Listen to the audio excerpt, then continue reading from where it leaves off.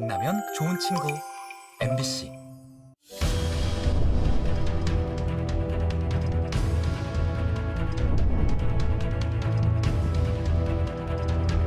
지역의 젊은 층들이 자꾸 지역 외로 유출이 된다는 것은 이 지역 경제의 어떤 그 성장 잠재력을 상당히 약화시키는 이런 요인이 되고 있다.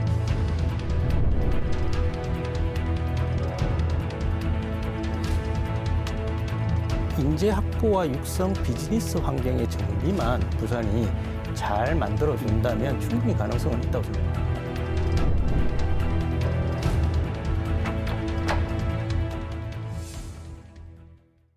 고유가와 높은 원자재 가격이 지금 부산의 불경기를 주도하고 있습니다. 지난해 부산 청년들이 일자리를 찾아 대거 수도권으로 떠났습니다. 산업은행이 부산으로 이전하고 가덕도 신공항이 개항하면 부산 경제 상황 한층 나아질까요? 오랜만에 부산 경제 상황 짚어보겠습니다.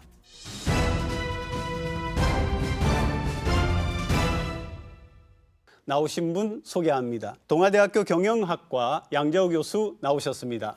네, 안녕하십니까. 부산연구원 이상엽 선임연구위원 나오셨습니다. 안녕하세요. 자, 두 분은 경제 전문가시잖아요. 지금의 부산 경제가 어떠냐를 좀 여쭤보고 싶은데 10점 만점에 몇 점 주시겠습니까? 저는 부산 시민이고 오랫동안 부산에 살았던 사람으로서 희망을 가지고 한 7점 정도 주고 싶은데요. 사실상 객관적으로 보면 5점 이상을 주기가 어려운 그런 상황입니다. 저도 마찬가지입니다. 지금 부산의 어떤 주어진 여건을 감안한다면 저는 한 7점 내지는 8점 서전에서 점수를 드리고 싶습니다. 부산 지역의 수출이 2달 연속 감소세라고 하는데요.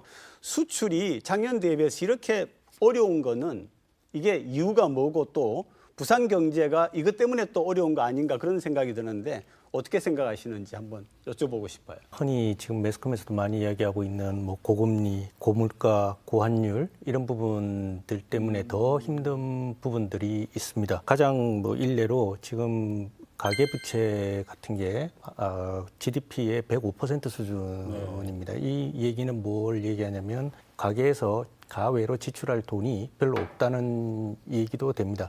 근데 이게 더 많아지려면 부산 같은 지역은 수출입에 대해서 훨씬 더 우리가 지표가 더 좋아져야 된다라고 생각합니다. 지금 조금 나빠진 거는 2023년 작년도 코로나가 끝나면서 회복된 부분이 기저 효과가 있기 때문에 조금 더 낮게 나오지 않나라는 생각도 해봅니다. 예, 저는 좀 구조적인 측면에서 좀 말씀을 드리고 싶은데요. 부산의 어떤 그 산업 구조를 몇 가지 좀 특징 지을 수 있습니다. 전통 제조업, 뭐 섬유, 신발, 뭐 기계, 금속 가옥 같은 이런 비중이 높고 서비스 같은 경우에는 그 도소매 숙박 음식점업 그 대표적인 그 대면 서비스업이죠. 이 비중이 압도적으로 높습니다.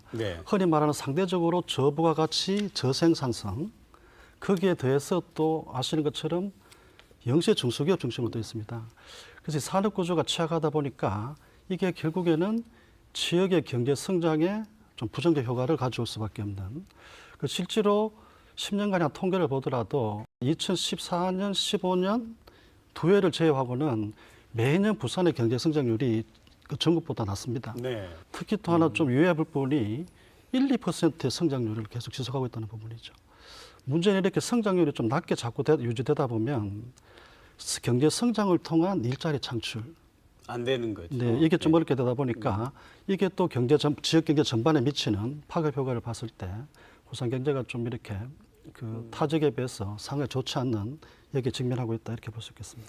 얼마 전에 부산 상공회의소가 부산 제조업의 경영 전략 방향을 발표한 게 있습니다. 그림 한번 같이 보실까요? 안정 68.1%, 성장 30.3%, 축소 1.6%. 이런 통계를 가지고 앞으로 경제 활성화를 생각한다면은 좀 확실히 부정적이죠. 일반 소비는 둔화세가 뭐 금방 회복이 되기는 어려울 것 같고요. 그 외에 이제 수출인데 이 조선산업이라는 거는 지금 수주를 받아놓은 물량은 많으니까요. 점차 회복이 될 거라고 생각을 합니다. 단 이 조선산업 같은 경우는 이 재고 물량에 대한 통계치라든지 이 수치가 없기 때문에 확실한 걸 예측하기는 어렵습니다. 그 외에 이제 자동차 산업은 수요 측면에서는 충분히 성장을 할 수 있다고 생각하는데 이게 전기차라는 카테고리 안에서 얼마만큼 변동성이 이루어질까, 빨리 보급되고 저변이 확대된다라는 네. 그런 게 있으면 좀 더 빨리 확산이 될 것 같은데 그렇지 않다면 조금 더디게 성장을 할 것 같습니다. 근데 문제는 이게 아무래도 안정적 경영에 너무 치우치다 보면 이 투자가 아무래도 부진하게 됩니다. 네. 이 투자 부진이라는 것은 결국에는 생산, 결국 그것이 고용에 미치는 부정적 영향. 그래서 이게 결국에는 조금 전에 말씀드린 것처럼 성장을 통한 뭐 일자리 창출 이런 부분도 역시 한계가 있을 수밖에 없고요. 문제는 당장의 지금의 어떤 위기 국면을 극복한다 치더라도 네.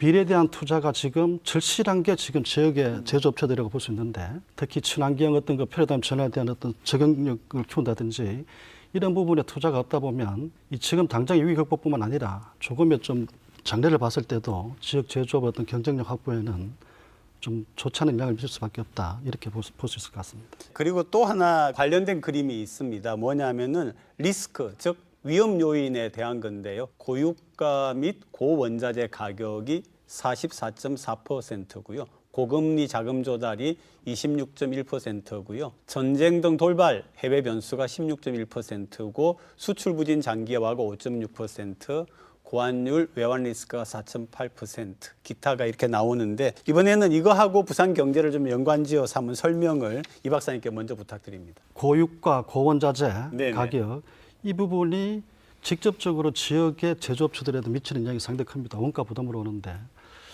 중소기업에 국한해서 보게 된다면 지역에는 조금 전에 말씀드린 것처럼 중소기업의 비중이 높은 상황에서 최근에 그 납품 단가 연동제가 실시된다고 하지만 이것을 가격에 납품 단가에 증가시키기가 실질적으로 상당히 좀 어려운 상황입니다. 네. 그러다 보니까 지역의 제조업체들의 어떤 그 업황 개선은 여전히 힘들 수밖에 없을 것 같고 그리고 지금 나오는 고금리 고물가는 결국에는 소비 부진 소비 심리 위축 이것이 지역에 많은 비중을 차고자 하고 있는 소상공인 자영업자들의 어떤 그 경기 회복에 좀 걸림돌로 작용할 네. 가능성이 높다고 볼 수 있겠습니다.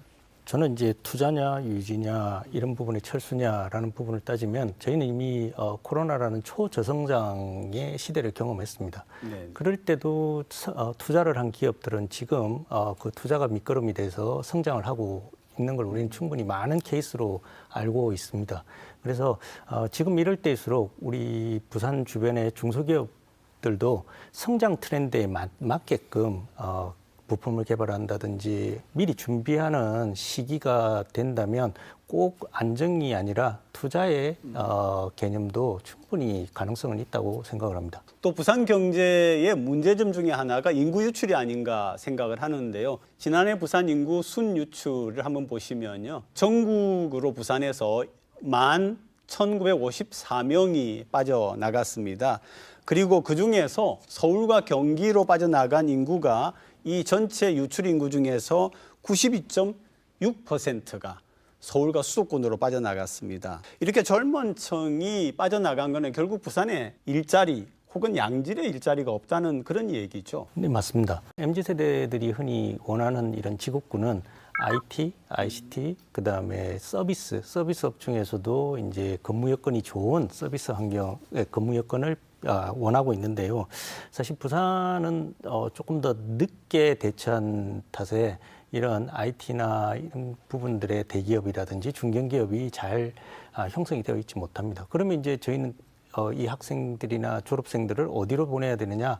제조, 일반 제조 정도로 이제 가야 하는데 이 상황은 이 졸업생들이나 취업 대상자들에게는 그렇게 유쾌한 상황은 아닙니다. 근데 반대로 이런 잠재 취업자들이 서울로 수도권으로 간다고 하더라도 지금 고용노동청 통계를 보면 청년 고용률은 46.5% 정도입니다. 전국적으로. 네. 모든 사람들이 다 가서 취업을 하는 건 아닌데 왜 가느냐라는 것을 생각해 보면 이제 불안, 양질의 일자리가 별로 없다라는 게 큰 이유인 것 같습니다. 전쟁이 한 가지 좀 더 덧붙여서 문제는 지금 지역의 젊은 층들이 자꾸 지역 외로 유출이 된다는 것은 이 지역 경제의 어떤 그 성장 잠재력을 상당히 약화시키는 네네. 이런 요인이 되고 있다. 그 지금 부산이 그 2017년부터 그 생산 가능 인구가 감소를 하고 있습니다. 네. 그런데 거기에 대해서 청년층들의 어떤 유출이 특히 더 많이 일어난다. 그 지금 말씀드린 것처럼 부산의 어떤 저부가 가치 산업 구조를 고부가 가치로 바꾸기 위해서도 지역에 그런 지역에서 배출된 인재들, 고학력 젊은 층들이 필요한데 이런 젊은 층들의 어떤 역의 유출은 지역의 어떤 산업 구조 고도화에도 걸림돌이 될 것이고 네. 나중에 이야기가 나오겠습니다만 어떤 혁신적 창업에 그 이론에는 그 인적 자원으로서도 충분한 활용 가치가 있는데 그런 측면에서도 좀 좋지 않은 영향을 미칠 수밖에 없다. 이렇게 생각할 수 있을 것 같습니다.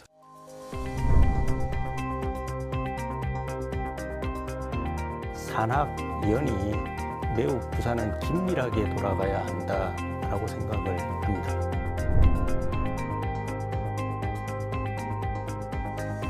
혹여 인천으로 가져올 어떤 물류 이 캐파를 부산을 뺏기는 거 아닌가? 이게 또 일종의 제로섬으로 볼 수 있는 시각입니다.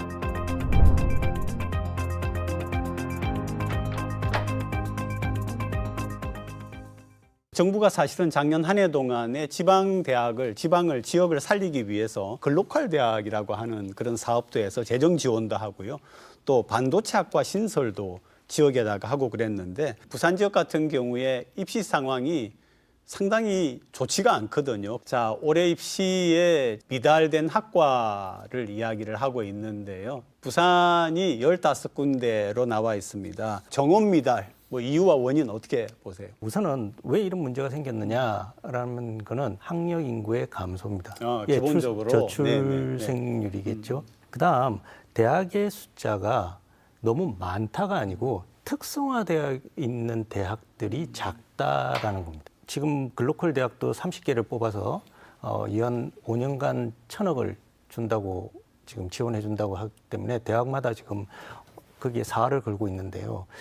그 가장 핵심은 뭐냐면 특성화되어라라는 이 얘기입니다. 지금 지원자 수가 계속 감소하고 얼마나 감소했느냐라고 말씀드리면요. 2020년에서 2024년 사이에 이제 47만 명 정도에서 2025년이 되면 37만 명 수준으로 계속 줄어서 이게 2031년까지 유지기로 갑니다. 그럼 5년 동안 37만 명이라는 인구를 가지면 이 인구는 대입 정원에 한참 여유가 생기는 겁니다. 그럼 누군가는 미달이 된다라는 얘기거든요. 그래서 가장 중요한 거는 이 인구들이 내가 원하는, 내가 하고 싶은 공부, 내 아이의 미래를 위해서 투자할 수 있는 대학을 만들어줘야 한다라는 겁니다. 글로컬 대학에 성공할 수 있는 부분은 결국에는 지역의 산업과 인력 양성의 어떤 이 메커니즘이 같이 가야 된다. 산업 육성과 인력 양성은 절대 별개로 놓을 수 있는 게 아닙니다. 예를 들어 좋은 애가 지금 SK가 되겠는데 구미가 그렇게 온갖 인센티브를 다 제시를 했지만 SK는 인센티브 하나 제시하는 용인으로 그냥 자연스럽게 가버립니다.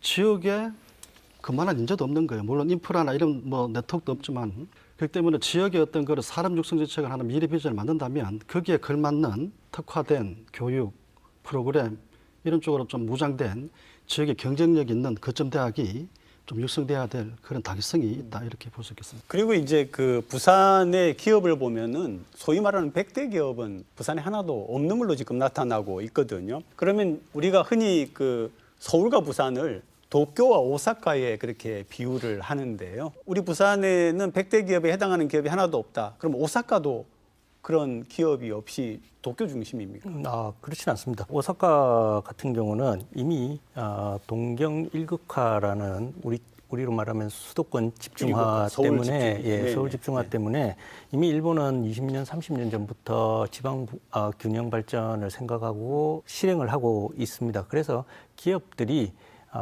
동경에 몰려야 그리고 좋은 인재가 있어야 기업을 하는 게 아니라 기업을 하기 좋은 환경이 있는 곳으로 가려는 것들이 있습니다. 이토츠 상사라든지 파나소닉, 다이어하우스, 스미토모 전력, 뭐 세키스 하우스, 샤프, 타케다 약품 그리고 유명한 농기계를 생산하는 쿠보타. 여기에 지금 제가 말씀드린 기업들이 다 연간 매출액이 40조 원, 30조 원. 굉장하네요. 이토츠 상사 같은 경우는 100조 원입니다. 굉장히 재밌는 부분은 여기에 ICT, IT 수는 없습니다. 그래서 이런 부분들을 생각하면 기업이 얼마나 잘 할 수 있는 기업 환경을 만들어 준다면 동경에 있는 기업들도 충분히 이전을 해서, 그리고 우리 부산 같으면 서울, 판교에 있는 기업들도 부산으로 이전해서 부산에서 틀을 잡고 고용을 창출하고 경제를 활성화시키는데 보탬이 되지 않을까라는 생각도 합니다. 수도권의 그 비즈니스와 관련된 모든 인프라, 인적 물적 네트워크가 다 이미 집중이 되어 있는데 이게 지방으로 이전함으로 해서 가져오는 편익이 서울에 그대로 있음으로 해서 나타나는 편익보다 절대 클 리가 없는 지금 상황입니다. 그 지자체가 유치를 위한 노력을 아무리 경주한다 하더라도 지자체 재정에 한계가 있다 보니 인센티브도 한계가 있을 수밖에 없습니다. 그래서 저는 좀 관점을 달리 보는 부분인데, 이게 지자체의 어떤 역량만으로 투자에 좀 어려움이 있다면 이것을 좀 이렇게 커버할 수 있는 부분이 바로 정부의 몫이다. 네. 이게 어떤 지방 균형 발전 정책 차원에서 그 최근에 지금 부산 같은 경우에는 상당히 좀 호재가 몇 가지 있지 않습니까? 글로벌 그 허브 도시 특별법, 거기에다가 지금 4대 특구, 특히 왜 기회 발전 특구로 해서 기존보다는 획기적인 진짜 파격적인 세제 지원을 약속하는 그런 지금 특구가 또 지금 계획이 되어 있는데, 자, 그렇다면 이런 것을 활용해서 부산이 만약에 지정이 되고 한다면 부산의 어떤 지역의 어떤 경쟁력을 확보하는 데 도움이 상당히 될 것 같은데, 제가 한마디만 더 말씀을 드리면 문제는 말씀하신 것처럼 선거를 앞두고 나면 이게 우후죽순처럼 쏟아져 나오는 경향이 있는데 이 정책의 어떤 그 추진력이라 할까요? 연속성 확보는 좀 미진하더라. 왜 그런가 하면 만약에 정치 지형이 다시 바뀌어버리면 글로벌 도시허브 특별법이 또 어떻게 될지 이것도 또 미지수단 말씀이죠. 그러니까 어떤 아무리 구슬이 서말이라도 꿰야 보배듯이 영속성을 가지고 추진을 할 수 있기 위해서는 법제도 정비가 절실하게 필요하다. 이거 뭐 정치 지형과 상관없이 좀 확보될 필요가 있다. 저는 이렇게 좀 말씀드렸습니다. 조금만 제가 박사님 말씀에 좀 부연을 하면, 우리가 흔히 챗 GPT한테도 부산에 대기업이 오게끔 하려면 어떤 걸 해주면 되겠니?라고 질문을 하면 굉장히 재미나는 질문이에요. 예, 그럼 챗GPT가 뭐라고 저한테 이야기를 했냐면요. 인센티브를 줘라. 그리고 인프라를 정비해줘라. 교통, 물류. 이제 15분 도시처럼 부산에. 그다음에 인재 확보와 육성을 하고 비즈니스 환경을 정비해라. 생활 환경을 좋게 해줘라. 정보 제공과 프로모션을 줘라. 라고 얘기하는데요. 제 생각에는 6가지 내용 중에 인재 확보와 육성, 비즈니스 환경의 정비만 부산이 잘 만들어준다면 충분히 가능성은 있다고 생각합니다. 이미 부산은 젊은 층의 삶의 만족도가 굉장히 높은 도시입니다. 그렇죠. 예, 그래서 대학이 좋은 인재를 배출해서 사회에 내보내는 역할을 하고요. 비즈니스 환경 같은 경우는 이제 어떤 일을 이야기하냐면 이제 산업 클러스터입니다. 즉 혼자만 잘난 기업이 하나가 있는 게 아니라 이 기업을 같이 공생할 수 있는 다른 자그마한 기업들도 굉장히 밀접하게 네트워크를 만들고 있어야 한다는 게 매우 중요한 거라고 생각합니다. 여러 다른 도시에서도 이런 사례는 많이 있고요. 그러려면 저는 대학에 있는 입장에서는 산학연이 매우 부산은 긴밀하게 돌아가야 한다라고 생각을 합니다. 네, 그리고 또 우리가 하나 반드시 짚어야 되는 부분이 아마 문현동 국제금융단지가 아닌가 싶습니다. 사실 부산 시민들이 굉장히 오래전부터 이야기를 들었는데 제대로 진척되는 게 하나도 없다. 그리고 과연 외국의 금융기관은 들어와 있는 게 맞나? 하나 있다고 얘기는 하지만은 활용이 거의 안 된다. 저 건물이 지금 비어 있다 이런 얘기를 하는데 어떻습니까? 그리고 왜 그렇습니까? 2009년도죠. 부산의 어떤 그 해양 파생사무 특화 금융단지로 이제 키우겠다 해서 지정을 했는데 그동안에 좀 가시적인 성과라고 할까요? 좀 일정 부분 있었죠. 그죠?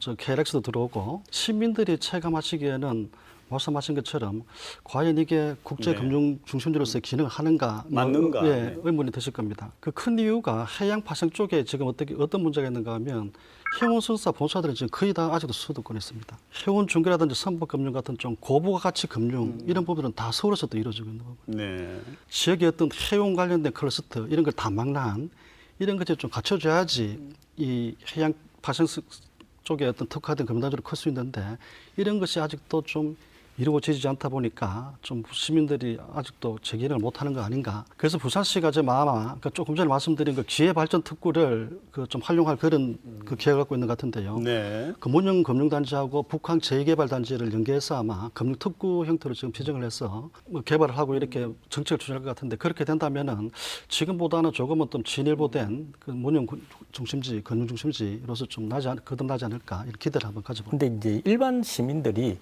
나와 느끼는 거는 별로 느낌이 없다라고 이렇게 말씀하시는 거는 아무래도 산업은행이 개인 대 개인 간의 거래가 아니라 기업 금융 위주로 많이 하다 보니까 그런 경우가 있습니다. 그리고 이제 산업은행이 오면 뭐가 좋느냐, 인구가 유입될 것이다라고 하는데 한 1,800명 이상의 직원들이 오면 거기에 딸린 식구가 2사람이라고만 생각해도 뭐 3,000명 이상이 되니까요. 그것도 인구 유입이라고 생각하는데 저는 이제 대학에 있는 입장에서 욕심을 낸다면 산업은행이 가지고 있는 스타트업 플랫폼이 있습니다. 부산에서 그 얘기 많이 하더라고요. 네. 아까 말씀하셨듯이 왜 우리는 이런 산업 구조를 가지고 빨리 고부가 같이 아니면 IT나 이런 제조업과 연결을 못 시켰냐라고 하는 거는 결국은 대학과 행정과 그리고 기업이 다 따로따로 지냈기 때문에 그렇다고 생각합니다. 예를 들어서 부산이 신발 산업으로 뭐 한때 성공했던 거는 뭐 누구나 다 알고 있는 이야기입니다. 네. 근데 요즘 신발이 어떤 신발이 생기냐면 바이탈을 체크할 수 있는 것도 생기고요. 그게 다 IT라든지 빅데이터를 모을 수 있는 것들도 포함되어 있거든요. 그런 거는 충분히 특화되어 있는 대학이 있다면 산학연으로 만들어질 수 있는 부분이라고 생각을 합니다. 그래서 저는 욕심이 나는 거는 스타트업 플랫폼이 내려와서 부산에서 지금 제조업과 그리고 새로운 경제 트렌드, 그러니까 산업의 트렌드를 연결시켜 줄 수 있는 새로운 개발적인 플랫폼의 연결이 생기면 부산 발전에 훨씬 더 도움이 되지 않을까라는 생각을. 자, 그림 하나 남아 있습니다. 같이 한번 보시죠. 부산 기업 벤처 투자 금액 추이 한번 설명을 좀 해주시죠. 그것은 그래프입니다. 2022년 기준 73.1%가 지금 수도권에 집중됐습니다. 반면에 부산은 그 비중이 2.0% 정도 수준에 지나졌습니다. 네. 우리가 이게 기술이나 지식 기반 젊은 층들의 혁신형 창업 이것이 이때가 지금껏 말씀드렸던 어떤 산업 구조 고도화, 뭐 젊은 층의 어떤 이체 유출 이런 부분을 최소화할 수 있는 좀 유용한 기제가 될 수 있는데 네. 문제는 이런 혁신형 창업 기업들이 스타트업을 벗어나서 좀 덩치를 키우고 이래 본격적으로 좀 성장을 하는 스케일업에 가려면은 가장 필요한 부분이 바로 저는 민간 투자 부분인데 유감스럽게도 이 역시도 지금 수도권에 다 집중이 되어 있다 보니 부산의 어떤 혁신형 창업이 그 스타트업이 클 수 있는 그런 여력에 좀 한계 직면하고 있다. 네. 이렇게 좀 볼 수 있을 것 같습니다. 시청자분들, 우리 부산 시민들께서 궁금한 게 아마 이 마지막 질문이 아닐까 싶습니다.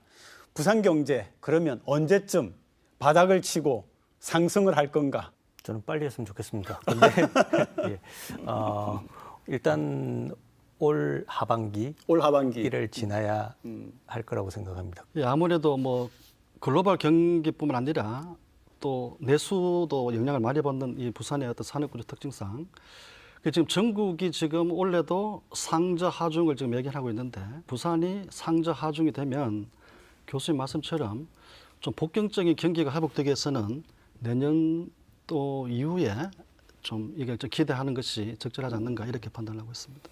두 분 말씀 오늘 고맙습니다. 네, 고맙습니다. 고맙습니다.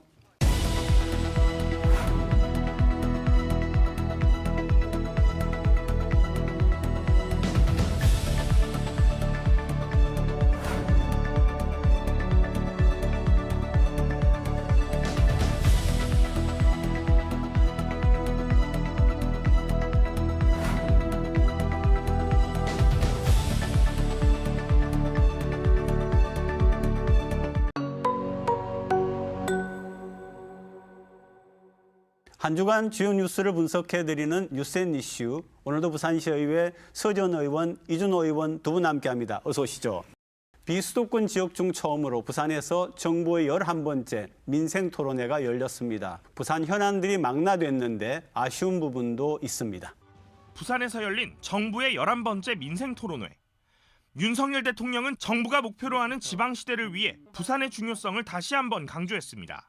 지방시대를 열어갈 가장 중요한 한 축이 바로 이곳 부산입니다. 화두는 가덕도 신공항이었습니다. 현재 정부에서 추진 중인 가덕도 신공항 건설 관련 계획을 들어볼 수 있었으면 좋겠습니다. 답변을 맡은 박상우 국토교통부 장관은 예정대로 2029년까지 가덕도 신공항을 세계 최고 수준의 공항으로 개항하겠다고 공언했습니다. 제가 한마디로 표현을 하면 가덕도 신공항은 이미 활 시위를 떠난 화살이다. 이렇게 이해하시면 될 것 같습니다. 이어 북항 재개발과 산업은행 부산 이전, 부산 글로벌 허브 도시 특별법 제정 등 글로벌 허브 도시와 시민이 행복한 도시, 교육 희망 도시라는 부산의 세 가지 비전에 각 현안 사업에 대한 질의와 답변으로 1시간 반가량 진행됐습니다.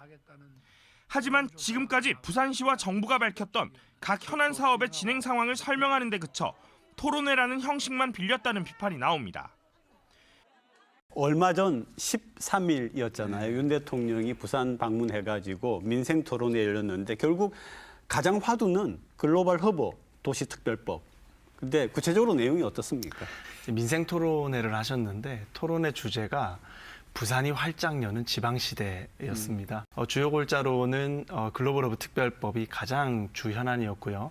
가덕신공항, 산업은행, 제2센텀 지구, 그리고 북항 재개발, 철도 지하화 문제까지도 다 거론이 되었습니다. 그런데 저는 여기서 더 주목해야 될 것은 좀 미시적인 사안들까지도 대통령께서 말씀하셨다. 가령 부산에 어린이 종합병원이 없는 문제를 거론하시면서 어린이 종합병원이 유치될 수 있도록 하겠다라는 말씀, 또 사직구장과 구도군동장이 우리 부산 시민들께는 아주 중요한 문화 기반 시설이거든요.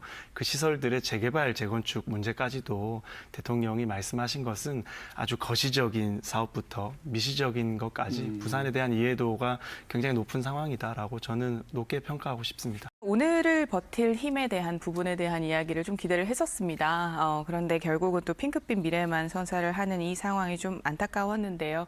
나열한 사업들이 과연 임기 말까지 어느 정도 시민들에게 손에 쥐어줄 수 있을까라는 것을 묻지 않을 수 없었습니다. 나열한 사업들의 행정 절차나 그리고 지금 현재 세수 부족 상황에서 각 재원을 마련하기에도 부족한 시간 아니겠습니까? 포퓰리즘 공약이나 퍼주기성 공약을 굉장히 비판을 하는 입장에서 이렇게 지키지 못할 공약을 남발하는 것, 아직까지도 비전과 철학 중심으로 이야기를 하는 것, 실효성이 없는 부분에 대해서는 굉장히 안타깝게 생각을 했습니다. 우선 2021년과 2022년 경제 성장률이 우리가 각각 4.3%, 2.6%였죠. 근데 지난해 한국의 경제 성장률은 1%대였습니다. 네. 올해는 잘 나와봤자 2%, 0%대도 갈 수 있다라는 학계 의견이 있습니다. 한국경제연구원에 따르면 성장률이 1%포인트 떨어지면 취업자가 45만 1,000명이 줄고 가계의 월 평균 소득이 10만 원 감소한다고 합니다. 부산의 경제지표 제가 지난 방송에서도 말씀드렸는데 1인당 총생산량과 그리고 GRDP, 그다음에 소득, 실업률 모두 전국 최하위입니다. 네. 어떻게 끌어올려서 글로벌 허브 특별법을 만들 수 있는 도시의 기초를 다지겠다고 하는지 없었습니다. 아쉬웠습니다. 네, 이제 지키지 못할 말씀을 남발하셨다라고 말씀해 주셨는데 가덕신공항 지킬 수 있습니다. 하고 있고요. 그리고 산업은행 이전도 지킬 수 있습니다. 추진하고 있지만 민주당이 반대해서 못하고 있는 거고요. 그리고 북항 재개발도 박차를 가하고 있습니다. 그래서 흔들림 없이 추진하고 있고요. 글로벌 허브 특별법도 지금 국회 제정을 앞두고 있습니다. 저는 이 포퓰리즘이라는 것은 정말 국가의 재정 건전성을 무너뜨리면서 해서는 안 되는 행정들, 예를 들어서 뭐 코로나 때 정책 지원금 준다고 돈 뿌리고 이런 것들이 포퓰리즘이지, 이렇게 사안을 구체적으로 부산에 오셔서 대통령께서 직접 거론하신 것을 포퓰리즘이라고 표현하시는 건 저는 좀 옳지 않다라고 생각하고요.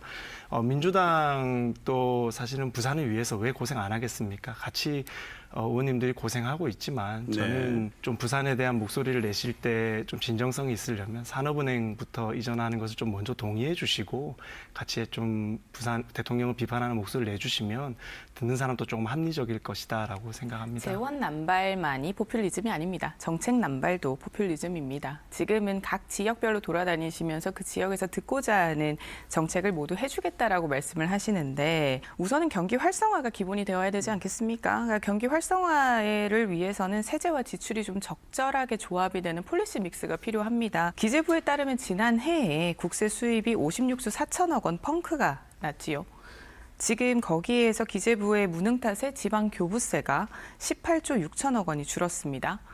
결국은 이런 역대급 세수 결손을 지자체가 고스란히 떠안은 상황인데 도대체 어느 예산을 주겠다라고 하는 건지 재원 마련에 대해서는 전혀 얘기가 없었고요.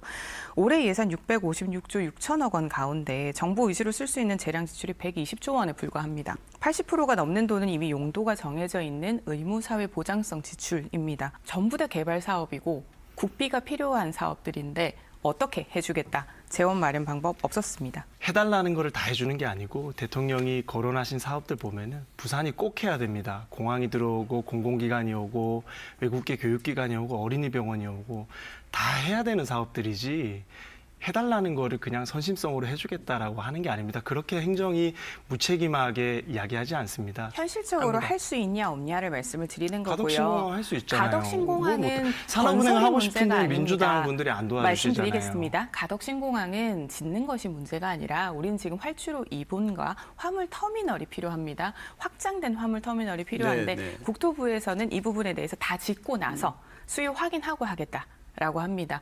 윤석열 정부는 110대 국정과제 예산으로 209조 원이 소요될 것이라고 밝혔습니다. 연간 20조 원가량의 세수 증가분이 주요 재원이라고 밝힌 바가 있는데 세수 펑크가 56조 이상 났지요. 그리고 올해 역시 세수 전망이 밝지 않습니다. 공약 이행의 불확실성 더 커지고 있습니다. 그런데 신규 사업은 계속해서 이야기를 하고 있단 말이지요. 실현 가능성에 대해서 얘기를 하는 것입니다.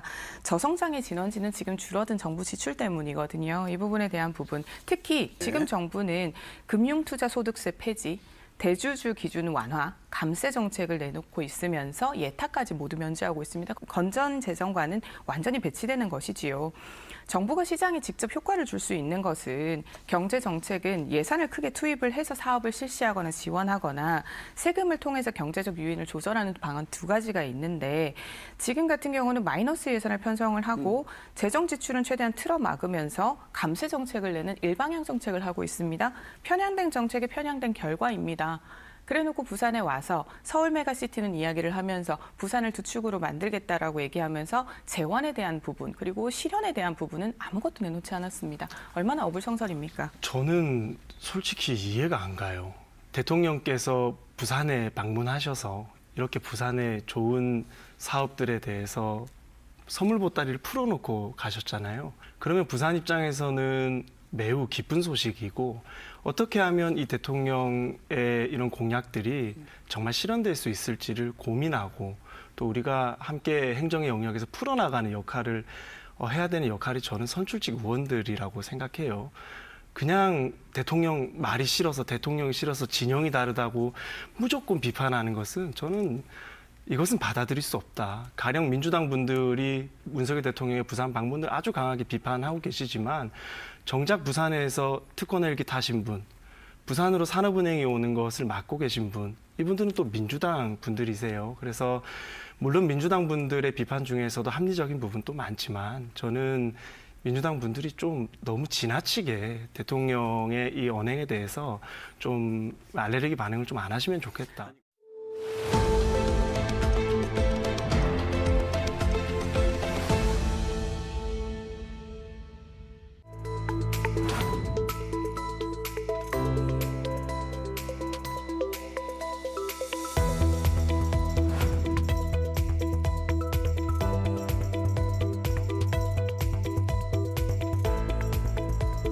에서 5세 아동의 어린이집과 유치원 돌봄 시간이 저녁 8시까지 늘어나고 올해 초등학교 1학년을 시작으로 학교 돌봄 기능을 확대한 밀봄 학교가 시내 모든 초등학교에서 전면 도입됩니다.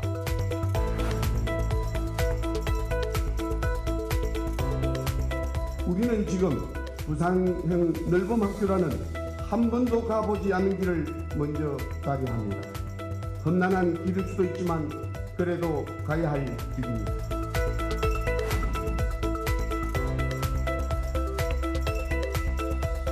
아이들이 그 긴장감을 유지한 채로 학교에서 그 긴 시간을 보낸다는 것이 정말 아이들을 위한 일인가?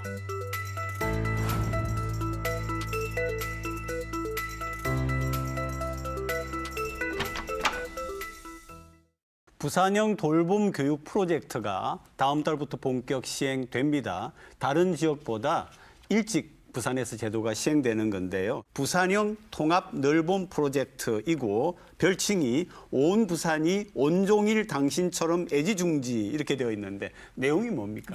네, 그러니까 결과적으로는 정부에서도 이야기하고 있는 늘봄 교육의 사업 중에 일환입니다. 이제 퍼블릭 케어를 시행하겠다라는 취지라고 간단하게 말씀을 드리면 될 것 같은데요. 아이를 키우기 위해서는 온 마을이 필요하다라는 점을 이제 정책적으로 풀어내겠다라는 것입니다. 핵심을 말씀을 드리면 초등학교 1학년 정도부터 시작이 될 걸로 보이는데 방과 후에도 그러니까 저녁 8시까지 아이들을 학교에서 돌보겠다라는 정도의 취지로 이제 이해를 해주시면 좋을 것 같습니다. 다만 부산 같은 경우는 조금 더 적극적으로 그 수요를 좀 더 확장을 해서 하겠다라고 이야기를 해서 희망 학생을 이제 전체 초등학교 304교에 이제 희망 학생 수요 조사를 해서 전원 수용할 계획이다라고 이야기를 했고요. 2학년 희망 학생도 대부분 수용이 가능할 것으로 보인다라고 하고 25년에는 3학년까지 이 제도를 확대를 하겠다라는 의견입니다. 이게 미리미리 준비가 된 건가요? 3월부터 시행을 하겠다라고 하는데 언뜻 볼 때는 좀 시간적인 여유가 없지 않나 싶은데 어떻습니까? 네, 사실은 교육부에서는 오래도록 준비를 했다고 해요. 그렇습니까? 네, 하지만 네네. 우리가 한수 교육감의 브리핑을 보면 알듯이 험난한 길입니다. 그렇지만 가야 되는 네. 거예요. 이게 왜냐하면은요, 우리가 일반적으로 직장인들의 퇴근 시간은 6시 전후입니다. 하지만 이제 어린이집, 유치원, 또 초등교육기관의 하교 시간은 직장인들의 퇴근 시간보다 전이거든요. 오후 3, 4시경에 다 이루어집니다. 그렇기 때문에 맞벌이 가정 같은 경우에는 아이들을 찾으러 갈 수도 없는 그런 그렇죠. 형편에 놓여 계세요. 뭐 가령 운이 좋아서 뭐 조부모께서 계신다든지 또 경제적으로 여유가 있어서 또 사설 시설에 아이들을 뭐 뺑뺑이라고 표현하죠. 그런 경제적 여력이 되는 분들은 상관없지만은 그렇지 않은 분들은 사실은 굉장히 힘든 상황이거든요. 그래서 공공의 영역, 특히 정부와 광역단체가 이런 부분에 있어서 해결하고자 나선 것은 저는 매우 시대적으로 아주 옳은 선택이다라고 봅니다. 근데 실제로는 지금 학교에서도 좀 반발이 있고 또 돌봄 전담을 하는 그런 교사들도 좀 여러 가지 의견이 있고 학부모들 속에서도 전적인 찬성은 아닌 것 같아요. 어떻습니까 지금? 여러 가지 이유로 아이의 돌봄이 필요한 이유는 많습니다. 꼭 맞벌이뿐만이 아니라 가족 내에 뭐 돌봄을 더 해야 하는 가족이 있기 때문인지 혹은 부모님이 아프시다든지 뭐 여러 가지 이유가 있을 수 있겠죠. 그러나 지금은 이제 8시까지라고 이렇게 만들어 놓으면서 돌봄이라는 단어를 썼어요. 근데 돌봄과 교육은 같지 않습니다. 그러니까 돌봄의 영역에 필요한 인프라, 인력, 프로그램 그리고 교육에 필요한 그 각각이 모두 다른데 사실상 지금 재정에 대한 계획도 없고 수요자를 얼마나 잡고 있는지 그리고 충원이 필요한 인력은 얼마나 되는지에 대한 부분 더하여 이 인력으로 현재 학교 비정규직 인사를 얘기를 하고 있는데 이들의 처우는 또 마련이 되지 않았습니다. 네. 더하여 이 늘봄 교육을 하게 된다면 결국 아침 7시부터 저녁 8시까지 거의 13시간 정도를 밖에 학생들이 있어야 되는 상황이 발생을 하는데 이 부분에 대해서 이해관계자가 굉장히 많을 텐데도 불구하고 섬세하지 못한 정책 때문에 지금 약간은 많은 불만이 터져 나오고 있는 것입니다. 네, 이제 국가와 공공의 영역에서 안전하게 내 아이를 케어해 주게 되면은 우리 부모님들께서는 가족을 위한 영리 생활에 더 집중할 수 있고 또 경제 소비가 많이 줄어들어요. 사설기관의 아이들이 위탁하지 않아도 되기 때문에요. 네. 그래서 여러모로 장점이 있는 것이죠. 그래서 국가에서는 앞으로 저출산 문제 이것을 해결하기 위해서 이 영역에 분명히 나서야 되는 것입니다. 그 시대 정신에는 저는 동의하고요. 하지만 이것을 무리하게 진행하다 보면은 사실은 이 현장의 우리 돌봄 인력들 또 학교 선생님들께서 과부하가 걸리게 됩니다. 그래서 부산시에서 제시한 것은 이제 돌봄 인력 확대를 하고 학교 5개당 매니저를 1명씩 충원해 주는 방안을 발표하기도 했는데요. 네. 하지만 저는 우리가 점진적으로 이 인력들을 확대해 가서 또 돌봄을 맡기는 학부모들도 만족해야 되고 또 돌봄 서비스를 하고 있는 현장 종사자들도 만족해야 되는 것이거든요. 처음에는 시행착오가 있겠지만 점진적으로 이것들을 개선해 나가면서 꼭 우리 사회에 자리 잡는 그런 늘봄 정책이 되기를 저는 바랍니다. 그래서 사실 두 분 얘기 속에 나왔는데 가장 아쉬운 부분이 뭐냐 하면은 참 우리 한국은 이렇게 중장기 대책에서 장기 대책이 참 없다는 게 모든 분야에서 그리고 꼭 이 정부뿐만 아니라 모든 정부에서 그 점이 좀 아쉬운 것 같은데 어떻게 생각하세요? 이게 이런 거예요. 지금 한국 정치 문화가 동네에 벤치 하나만 설치해도 보수 정권이 잘못했니, 진보 정권이 잘못했니 이 정도의 정치 수준까지 와 있습니다. 정부에서 100가지 사업을 하면 100가지 다 비판받습니다.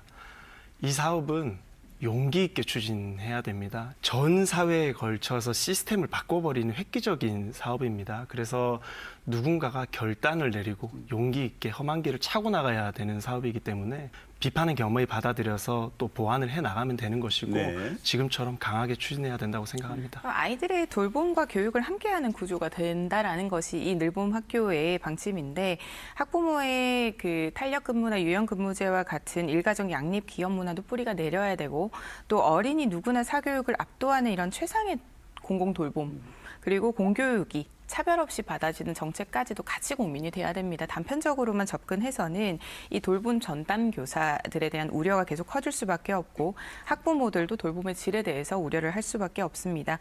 직종들 간의 업무 갈등이 발생하지 않을 수 있는지 그리고 충원하는 인력이 말하는 그 프로그램들을 다 시행할 수 있는 전문 인력이 될 수 있는지 그만큼 처우는 되는지 여러 가지 과제가 아직은 남은 상황입니다. 노후주택 밀집 지역에서 아파트 관리 사무소 역할을 맡아온 마을지기 사무소가 사라지고 있습니다. 혼자 집수리하기 어려운 노인이나 취약계층에게 큰 도움이 되어온 시설인데 이유는 예산 때문입니다. 지난 2016년부터 노후주택 밀집 지역에서 아파트 관리사무소 역할을 맡아온 마을지기 사무소. 마을지기가 직접 방문해 낡은 집을 수리해주거나 필요한 공구를 빌려주기도 합니다. 특히 혼자 사는 노인 가구에 절실한 제도입니다.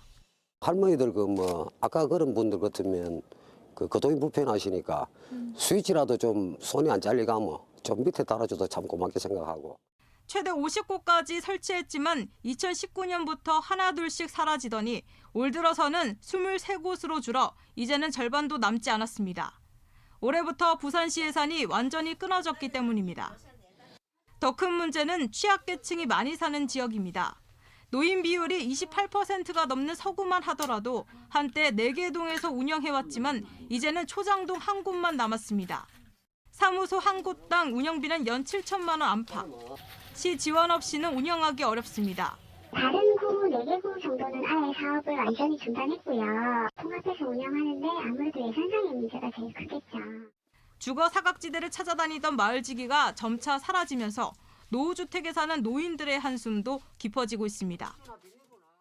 마을지기 사무소 생소하다라고 하는 분도 있을 것 같습니다. 설명을 좀 해주시죠. 취약계층 분들 그러니까 노후주택에 거주하시는 분들 대상으로 2015년에 일자리를 하나 만들었습니다. 일자리를? 네, 이분들 집이 동파되거나 수도 배관이 터지거나 배전에 문제가 생기거나 이러면은 마을지기 사무소에서 공구를 가지고 출동을 합니다. 그리고 단돈 5천 원에 그 시설들을 좀 케어해드리기도 하고 또 이 주민들 같은 경우에는 모든 공구들이 집에 있지는 않잖아요. 그 공구들을 대여해 드리기도 하고 이런 기능을 해왔습니다. 원래는 50개소 정도 있었는데 이제 부산시에서 예산을 점진적으로 줄여가고 있기 때문에 29군데 정도는 구비로 운영하다가 그것마저도 지금 통폐합을 하고 있어요. 그래서 지금은 좀 기능이 많이 약해졌고 좀 감소되고 있는 추세입니다. 박형준 시장님께서는 살기 좋은 도시 부산을 만들기 위해서는 이런 사업부터 살펴보셔야 된다라고 말씀드리고 싶습니다. 고령층이 많은 이 원도심에서 마을의 관리 사무소 수준의 서비스를 제공을 하면서 지역 밀착형 서비스였죠. 굉장히 수요도 있었고 그리고 만족도도 높았던 사업입니다. 우리가 노후주택에 대한 안전 문제나 그리고 고령층의 고독사 문제나 이런 부분을 사회적 문제로 생각하고 고민하고 복지 예산은 넣으면서 사실상 같은 효과를 가질 수 있는 이런 마을지기 사무소에 대한 부분은 예산을 모두 철회하고 신규 사업으로 다시 만들 수 있었음에도 불구하고 오히려 점진적으로 줄여버리는 이러한 부분에 대해서 과연 우리가 살기 좋은 도시를 만들기 위한 취지로 시정을 보고 계신가 묻지 않을 수 없습니다. 네. 이유가 있었겠죠. 박형준 시장께서는 살기 좋은 부산을 만들기 위해서 이 사업 예산을 줄이신 걸로 저는 봅니다. 왜냐하면요. 중복 사업입니다. 어떤 점에서 그렇습니까? 우리는 행정복지센터, 동사무소, 동사무소가 다 있잖아요. 동사무소에 이런 것들을 취약계층 분들이 말씀하시면은 우리는 지금 관변단체라는 좋은 시스템이 있어요. 그 봉사단체에서 나가서 저 정도의 간단한 수리 정도는 다 하고 있습니다. 지금 또 하고 있습니다. 그러니까 마을지기 사무소에서도 할 수 있고 복지센터에서도 할 수 있고 이 양질로 지금 진행이 되고 있는 사업인데 이것을 굳이 우리가 한 개소당 7천만 원이라는 시민의 세금을 출자해서 중복적으로 운영하는 것이 맞는 것인가 라는 것에 대한 의문을 또 가질 수 있고요. 실제로 마을지기 사무소가 유용하게 쓰여지고 있는 곳도 있지만 12곳이 통폐합됐다라는 것은 네. 사실은 이 유명무실한 곳도 많았다라는 것이거든요. 그래서 저는 이것을 조금 더 심플하게 정말 필요한 기초단체에만 설치를 하고 또 필요 없는 데는 통폐합해 나가면서 축소를 하는 것이 옳고요. 또 이 기능이 완전히 없어지지 않도록 기존의 행정센터 그러니까 동사무소에 이 기능이 존치돼서 관변단체랑 함께 역할을 할 수 있도록 놔두는 것이 좋을 것 같다라고 생각합니다. 통폐합이 된 이유는 21년도부터 예산을 점차 줄여나갔기 때문에 통폐합을 할 수밖에 없었던 것입니다.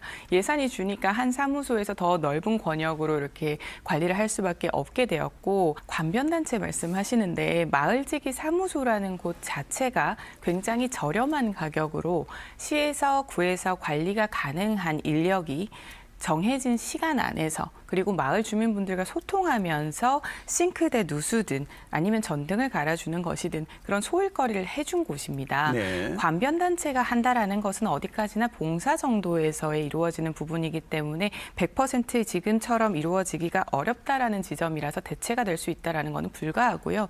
행정센터 말씀하시는데 그렇다면은 우리의 9급, 7급 공무원들께서 이 부분을 해야 합니까? 인력 낭비지요. 이 부분은 다 실효성이 있다라고 계속해서 판단이 되어 왔던 사업인 만큼 좀 신중해야 되는 것이 맞습니다. 시에서 예산을 주지 않아서 통폐합을 했다고 하는 것은 정말 잘못된 겁니다. 왜냐하면 예산이 7천만 원입니다. 네. 각 구도 기초단체이기 때문에 뭐 구별로 다르겠습니다만은 한 5천억 정도의 평균 예산을 집행하는 기관들이에요. 정말 이 사업이 필요하고 존치의 필요성이 있었다면 시비가 없더라도 구비 7천만 원으로 얼마든지 시행할 수 있습니다. 네네. 심지어 29군데는 필요하기 때문에 그렇게 시행을 하고 있고요. 그래서 시 예산이 없어서 못한다라고 하는 것은 저는 좀 비약이 있다라고 보고요. 올해 부산시 예산을 할 때에 부산시 의회에서 이 부분이 조금 논의가 됐을 것 같은데요.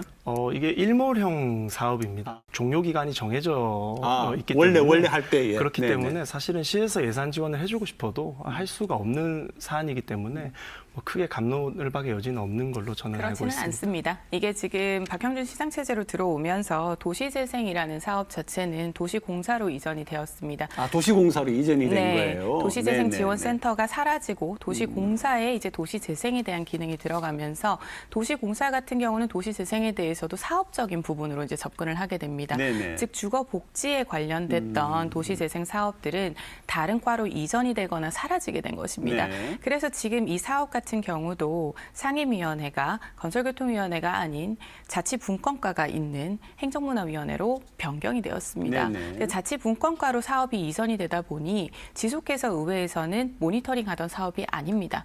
그래서 사업 자체에 대해서 담당하는 부서가 바뀌게 되었고 그러다 보니 이 사업이 예산이 사라지는 시점과 동시에 견제도 받을 수가 없게 된 것입니다. 그러니까 이러한 부분이 과연 진정으로 살기 좋은 도시 부산을 모두를 위한 것이 맞는가라는 지점에 대해서는 다시 한번 묻지 않을 수 없습니다. 저는 살기 좋은 도시 부산을 위해서 월 렌트 내고 사무소 별도 운영하는 것보다 동사무소에서 그 역할을 할 수 있도록 마을지기분을 주민센터에 연계해서 활용하는 게 더 현명한 행정이라고 생각합니다. 오늘 두 분 고맙습니다.